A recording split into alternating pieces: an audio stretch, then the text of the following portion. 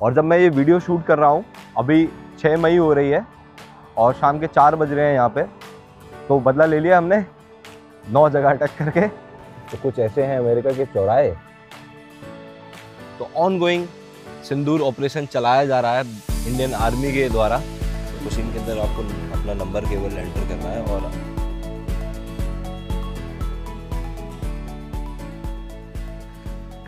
क्या हाल है दोस्तों। आज का वीडियो काफ़ी अलग होने वाला है। मैं आपको बताने वाला हूँ कि अमेरिका के अंदर बाल कैसे कटवाते हैं। रुको, कोई नॉर्मल ब्लॉग नहीं होने वाला, कोई डेली ब्लॉग नहीं होने वाला, मैं नहीं बनाऊंगा भाई कभी। तो आज का वीडियो हेयर कट के ऊपर इसलिए है क्योंकि आज हम जानेंगे कि अमेरिका के अंदर हेयर कट जैसी बेसिक चीज़ कराने के लिए, और कोई बहुत महंगे शोरूम में नहीं, एकदम नॉर्मल सस्ती दुकान पे कराने के लिए $20 से $30 के बीच में लगते हैं। डिपेंड करता है। केवल हेयर कट की बात कर रहा हूँ, शेविंग करानी है तो वो अलग है भाई, ठीक है। तो ऐसा क्यों है अमेरिका के अंदर, इतनी महंगाई क्यों?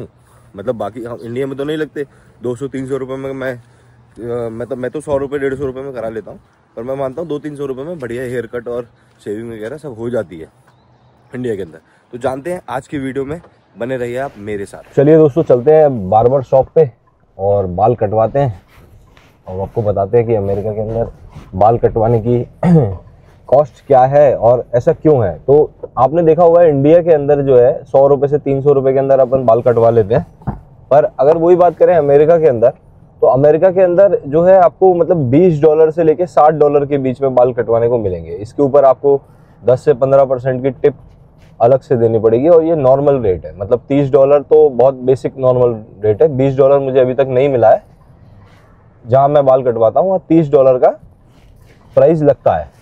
तो अब ऐसा क्यों है तो वो जानेंगे।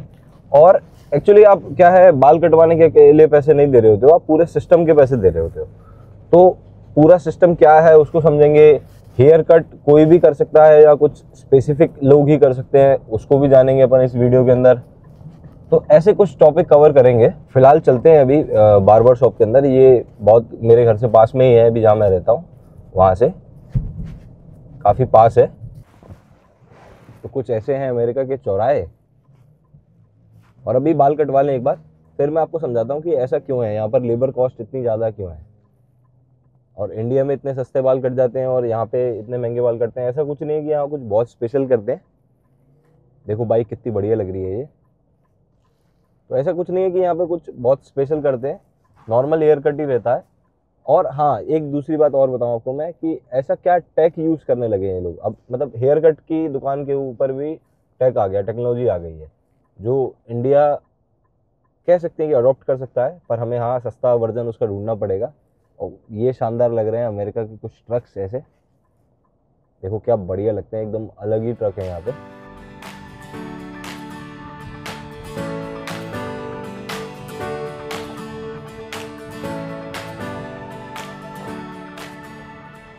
बस पहुंच ही गया हूँ मैं, सिग्नल पे खड़ा हुआ था, अब ऑलमोस्ट पहुंच गया हूँ। और यही दुकान है, बहुत पास में ही है घर से, ये एकदम पास वाली दुकान पे आ गया था मैं बाल कटवाने के लिए। ये आप देखो, ये सामने है ना स्पोर्ट्स क्लिप, यही दुकान है। अब इसी के अंदर चलेंगे और बाल कटवाएंगे अपने। फिर मैं बताता हूँ आपको कि क्यों ऐसा है, क्या है। एक बार गाड़ी पार्क कर दूँ, गाड़ी पार्क, और अब चलते हैं सामने स्पोर्ट्स क्लिप में। और इसके बाद मैं आपको मिलता हूँ बाल कटवा के। अंदर तो मैं रिकॉर्ड नहीं करूँगा, मुझे पसंद नहीं है, और ये डेली व्लॉग भी नहीं है, तो अंदर रिकॉर्डिंग करने का कोई सेंस भी नहीं बनता है। तो ये स्पोर्ट्स क्लिप है। तो फिलहाल अंदर तो आ चुका हूँ मैं। अब मैं आपको जो बता रहा था जिस टैग के बारे में, तो आप यहाँ देख सकते हैं कि सामने पूरा ऑटोमेटेड है। अभी जैसे देखें, इस मशीन के अंदर आपको अपना नंबर केवल एंटर करना है और आप सिलेक्ट करेंगे कि आप किससे बाल कटवाना चाहते हैं। तो सब कुछ ये खुद करके इस तरीके से यहाँ पे आपका नाम ला देगा। तो दोस्तों बाल कटवा लिए हैं और जब मैं ये वीडियो शूट कर रहा हूँ, अभी 6 मई हो रही है और शाम के 4 बज रहे हैं यहाँ पे, तो बदला ले लिया हमने 9 जगह अटैक करके। तो बधाई हो दोस्तों आपको, पहलगांव का बदला ले चुके हैं। अभी देखते हैं और क्या क्या होता है। और मैं आपको इस वीडियो के अलावा एक और वीडियो बनाऊंगा, अभी तो मैं आपको इसको डिटेल में समझाऊंगा कि क्या चीज़ें हैं।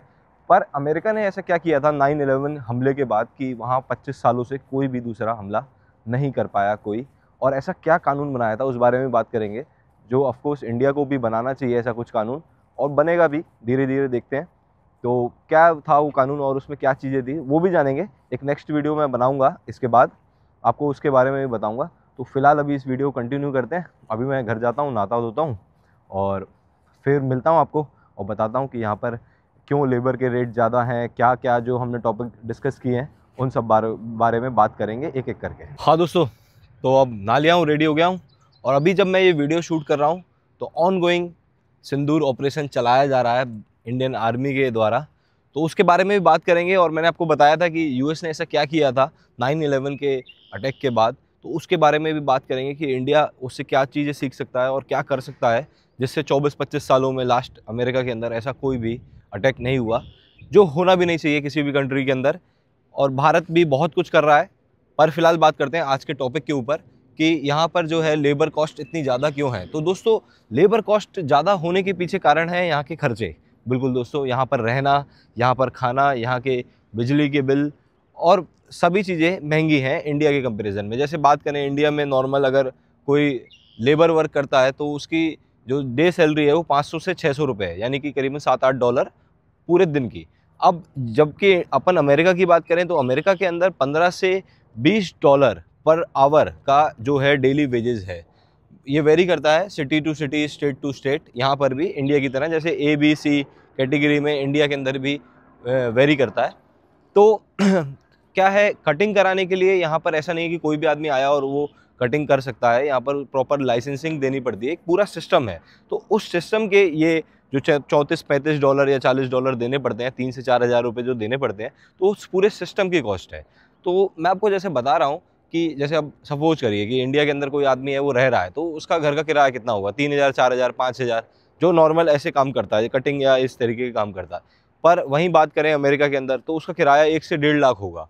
तो क्या अब वो 1 से 1.5 लाख अफोर्ड कर ही नहीं पाएगा अगर उसको इंडिया वाले रेट में मिलेगा। तो इंडिया में तो 300 रुपये में, 100 रुपये में कटिंग हो जाती है, 100 से 300 रुपये के बीच में बढ़िया कटिंग हो जाती है। अब अमेरिका की बात करें तो अमेरिका के अंदर 2,000 से लेके 6,000 तक, यानी कि $20 से लेकर के जो है $60 तक, प्लस टिप 10-15% की टिप भी आपको यहाँ देनी पड़ती है। टिपिंग कल्चर है। दूसरा जो कारण है वो टिपिंग कल्चर है। तो महंगाई होना और मतलब लेबर के लिए काफ़ी सारे रूल हैं। इंडिया के अंदर भी रूल है, ऐसा नहीं है कि मिनिमम वेजेस से नीचे इंडिया के अंदर पे करना आप लीगली कर सकते हो। पर यहाँ के जो रूल्स हैं वो इस तरीके के आपको कि एटलीस्ट वो यहाँ पर सर्वाइव कर सके। तो मिनिमम वेजेस यहाँ का भी उस तरीके से डिज़ाइन किया गया है। अमेरिका के अंदर लिविंग कॉस्ट का इतना ज़्यादा होना एक बहुत बड़ा रीज़न है। मतलब यहाँ सब्जियाँ भी महंगी हैं, रहना भी महंगा है। पर अगर दूसरी साइड देखी जाए इस कल्चर की और इस तरीके की, तो जो शर्ट मैं यहाँ पहन रहा हूँ वो इंडिया के रेट में ही मिलती है। मतलब 100-200 रुपये महंगी ज़्यादा हो सकती है।